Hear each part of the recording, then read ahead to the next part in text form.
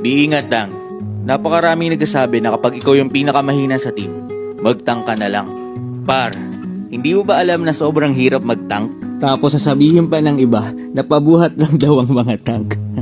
Ipapaliwanag ko sa'yo kung ano trabaho ng isang tank ah. Ang tank at support bar, sila ang nagdadala ng flow ng laro. Sabi nga 'di ba, walang magiging malakas na core kung hindi magaling ang tank at support.